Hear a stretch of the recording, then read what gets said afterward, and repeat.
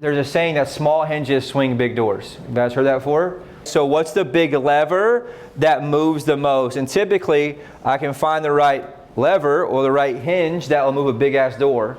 And the key here is to have some clarity and some time to figure out, okay, what inside here is not working for me in terms of how I'm operating every single day. Hey, this is Blake Sloan. I've been selling real estate over 14 years. Our team of highly trained professionals, along with our unmatched marketing, has sold thousands of homes here in the Myrtle Beach area, and this is how we do it. Looking back at Q2, and for most people in the business, that was one of the most difficult quarters in their careers, right? A lot of people outside here, some people have the best quarter of their career. It depends on where they're at and what to do, and so you want to obviously analyze that and kind of see where it's going on. So really quick, I want you guys to look back in Q2. I want you to rank 1 to 10 how you executed in all 4 areas. So number 1 to 10, where did you execute in your body? Second piece, 1 to 10, how did I show up?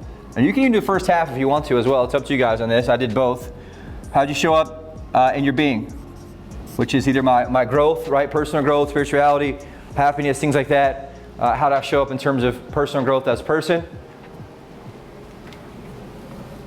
Third piece, how do I show up my balance in my relationships with my family, my spouse, my kids? If I don't have a spouse or kids, how do I show up to my people that I care about, my family? Some of you guys did really good, right? Some not so good. And so it's important to understand, okay, on a scale of 1 to 10, if I score that, how did I show up is the key number here.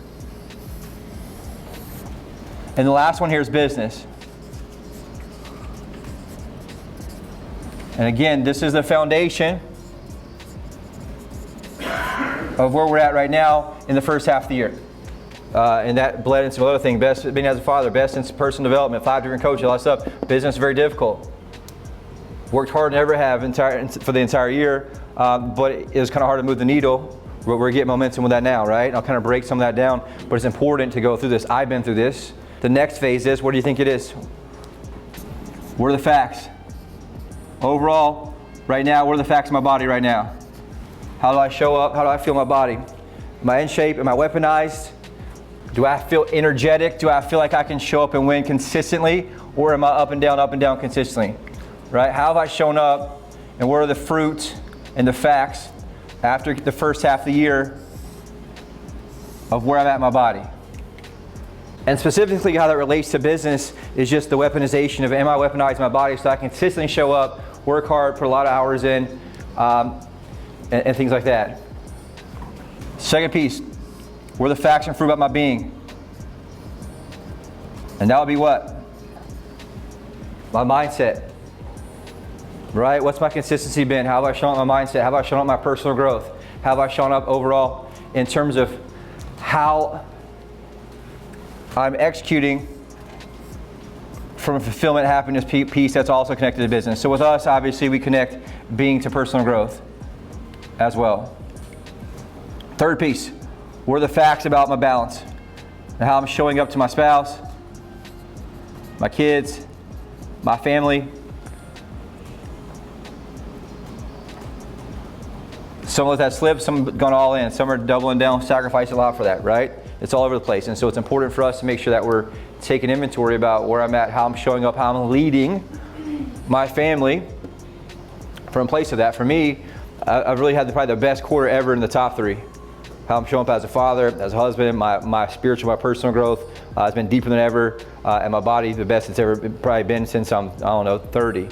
And so that's just been a wild ride when I'm trying to move the business piece, which has been a little difficult to move in the face of some change that we have to have, right? And so it's just important, but without these, you wouldn't have the momentum in the other part. And so it's just important to know kind of where you're at, and we want to take inventory versus doing a whole class on this or a whole meeting on it. I just want to make sure that we're getting clear on that. And the business piece, what are the facts about business? Looking back at Q1 and Q2, for the first half, what are the facts about business? Some had the best quarter of their career. Some had not so good quarters. It's important to figure out, okay, what are the facts of what the numbers showed? On the listing side, what's my listings expire look like? What's my listings taken look like? What's my listings closed look like? On the buyer side, what's my buyer close look like? My buyer clients taken, my buyer clients signed, my offers written, offer accepted. All that stuff's important to understand all right, what are the facts in terms of what's going on for my first half of the year?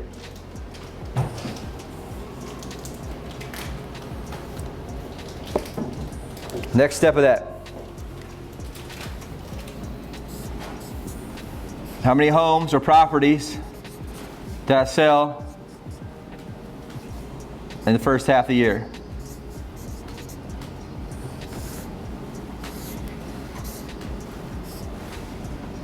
If I don't know, that's a problem, right? If you're new, that's okay. Be real about the number where you're at, and obviously we're going to link that to skill set and pipeline. And all this is going to make sense in a little bit when we kind of link this to pipeline of what's going to happen. Next question here. How many homes do you want to sell the second half of the year? Obviously that counts as condos and stuff too.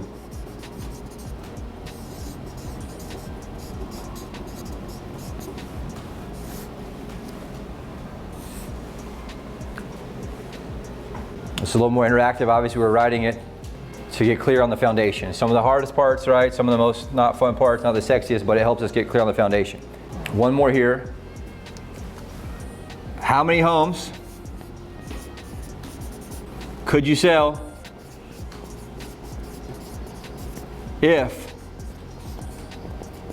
you actually showed up all in at an 8+ out of 10 the whole second half? How many homes could you sell if you actually showed up all in with an 8 out of 10 effort in the second half, right? Most agents, what they do, they show up for a little bit, for a few weeks, and pull off. Show up for a month and pull off. They show up for 3-4 days, pull off. And my buddy made a great post about this the other day, which is ironic, same thing we said. He said, what's the number one way to tell an agent's success in most cases? What do you think it is? What is it? Showing up, right? What their show ratio is. That's it, right? What they show up. And obviously people even that are veterans in the business continue to do what? Show up, right? And so it's just important to really keep that peace in mind of that. That's looking back, right? But this is a kind of aha. When you look at this, how many can actually sell if I actually showed up all in for the next 6 months, ideally. All in. It's the same thing for appointments with Joe, right? It's for everybody in that part. Now, breakdown. Looking back, first half. What's the number one thing when you look back that's working for you? So look back at my business, or that contributed to my business. What's the number one thing that worked best for me in Q1, Q2 together? So what's one thing I did that was working the most?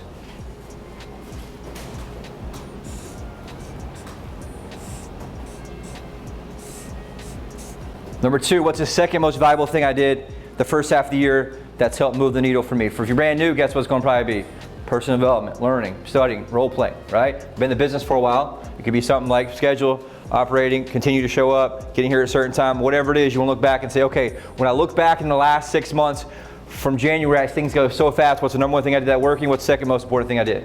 Whatever it is that you've seen move the needle, so we can make sure we lock in on that and continue doing it. Why is it important that we talk about that? And what do people tend to not do? They do stuff that works for a while and starts working really well. They start getting results, and what do?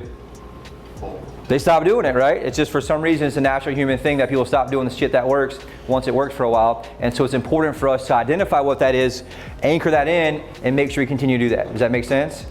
So again, just kind of working out. I'm gonna go deeper in this in a little bit. Number three, third most important thing that's working.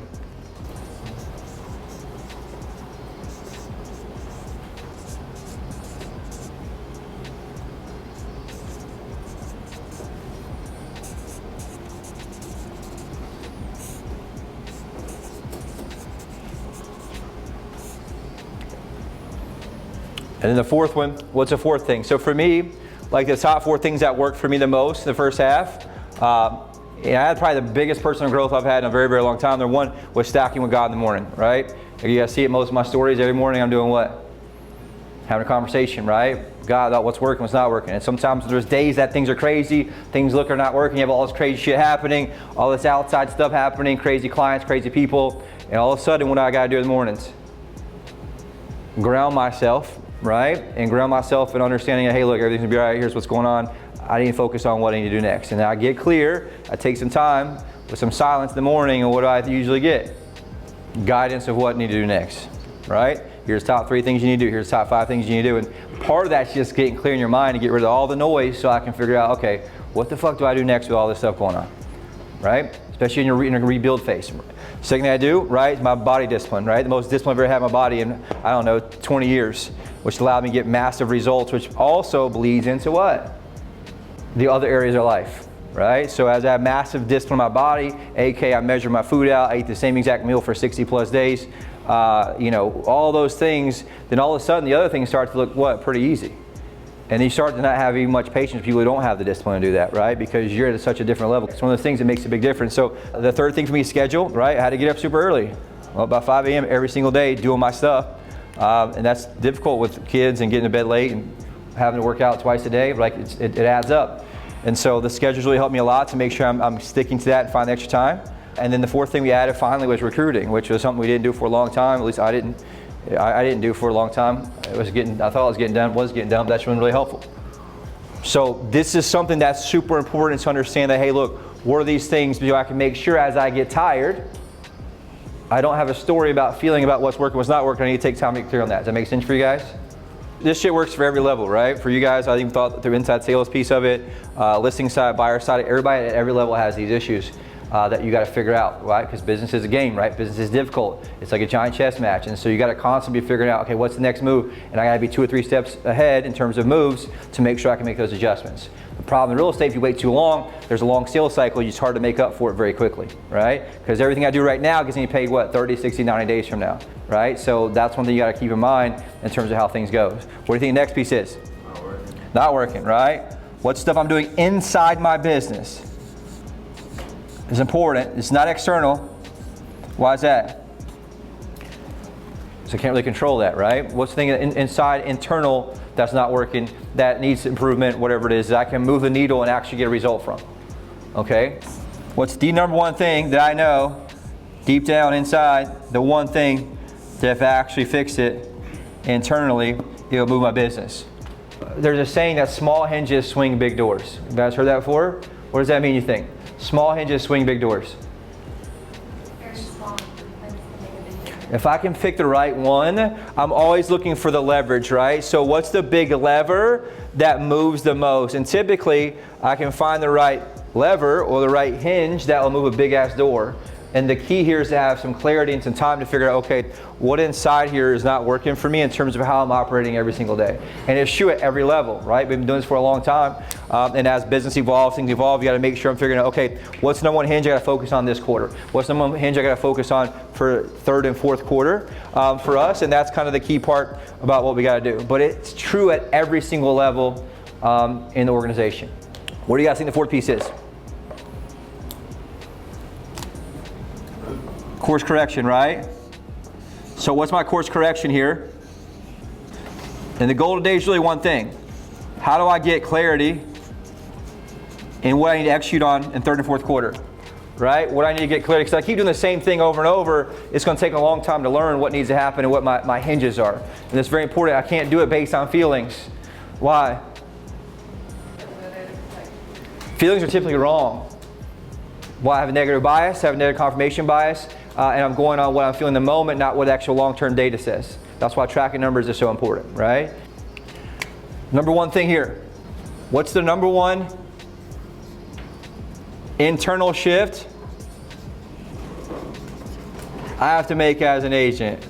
In the current market climate with a lot of resistance, what's the number one internal shift I have to make as an agent? That's the key part. What's the thing holding me back? And what's the thing I'm doing 9 out of 10 right, but I'm missing the 10th one that's costing me the deal? Most of the time we're in this fog of war, right? We're in this fog of chaos and busyness and things going on. And that was one of my lessons I got from this guy. It's like, dude, you've been so busy being busy, you don't really even know what the right moves are sometimes. And so it's important to understand to make sure that I'm able to slow down and make sure here's the top 5 things in the right order, what they are. Right? And that's where the clarity comes in, and that's where this stuff is. And so for me, that's what the internal shift looks like. Number 2, it's the number one tactical shift I must make internally. What do you think that means? That's just like a change of how I operate. So this could be schedule, sales IQ. This could be things like Pricing strategy, this could be like, I got to get sure all my pricing right, whatever it is. This is internally in terms of how I operate. The tactical piece is going to be from like a skill set standpoint, which would be, I'm pushing for Zoom appointments instead of face-to-face appointments, right? Sending the listing video via text message before I go to the appointment every single day manually, right? Whatever it is. For some of you, it may be increasing my show rate, my appointments. Okay, so if that's the case, right, I need to make sure I added my button up at the end of every single conversation to say, hey, look, Mike, let me ask you this. We're gonna put a lot of time and energy in prepping for the appointment. I know your time is important. I know my time is important. Is there any reason you can think of why you wouldn't make it to the appointment on Tuesday? No, okay, so no matter what, I'll see you there. Is that correct? Yes, boom. Now add that. That's a tactical shift that does what? Moves the needle for people showing up, right? And that's just because it's in a place that's got more resistance than usual, right? And so sometimes I just got to get clarity of like, all right, what's the actual piece here? So internally, it's me, I operate. This could be like showing up to the huddle, you know, whatever it is, pricing, just getting a little more aggressive in pricing, getting super aggressive on price. Does that make sense? Like, you know, I mean, that was kind of what I was thinking about when I designed it, this part. Number two, the tactical shift is how I show up. This is the actual physical thing that I do, which makes a big difference. Number three, what's the number one focus in personal development? I need to make Q3, Q4. So this is my target on personal development. This is my focus. So like, what's my focus going to be? So it's going to be role play. Is it going to be objection handling? Is it going to be sales IQ in general? Right? Is it going to be sales psychology? So like, I want to fix what my focus is and be clear what my focus is, so I'm able to study that. Is it going to be Jordan Belfort type stuff? Is it going to be Grant Cardone type stuff? Andy Elliott type stuff? Like, what do I need based on where I'm at in the timeline currently? And everybody needs it. Like I said, 20 years in, I got 5 coaches. Why? Because there's things that have to happen to move me over the next hump internally from a mental block standpoint of how I get through and able to unlock resistance. Make sense? And for me, some of that with you, it's helping you guys unlock resistance based on where I got to grow at to help you see something you can't see. Make sense? So like, that's an important part of how you got to look at that overall. And here's the other thing. What's the number one key to actually hitting my goal the second half of the year? Also called the one thing, right? What's the one thing that if I just know I made sure that I adjust this internally and how I operate, that I actually hit my goal? Because if I wait too long until the pain helps fix me, it's too late at that point. Does that make sense? Then you're having to dig back out from the pit. But if I can course correct myself before I get too deep into the pit of the challenges, that's what keeps me going at the top of my game at all times. Does that make sense, you guys? It's all constantly analyzing and figuring out what it is, but this is really kind of the halfway matrix, I call it in a way, because most of us kind of know, like, hey, look, there's 80% of you guys that just need to do a few things a little better to get where you're at. The top 20%, they're going to do smaller changes because most of their stuff's working, right? We just got to make some different changes in terms of what that is. And so part of that just, sometimes we know it, we just really got to know it and see it with clarity. This isn't powerful. Is it sexy? No. It's just something that I want to make sure we do at least typically once a quarter to figure out, okay, how do I get the foundation where I'm at, right? Then at that point, we're able to create a future-based goal based on the true foundation. But if I don't take time to get clear on, okay, what's actually going on? Where am I at? Where am I not showing up at? Because we all have parts of our life that we don't show up at, but that's what makes it being so hard to be 4-dimensional. It's very easy to be 1-dimensional, right? To crush in business and sacrifice everything else. But for me to have all 4 areas, it's very difficult, and I got to know kind of where these pieces are at. And the reality is they're all connected. And so how do I tame the chaos? By understanding, okay, where am I at? What's worked for me? What's not worked for me? And then obviously what my course corrections are. And that's kind of the focus for Q3.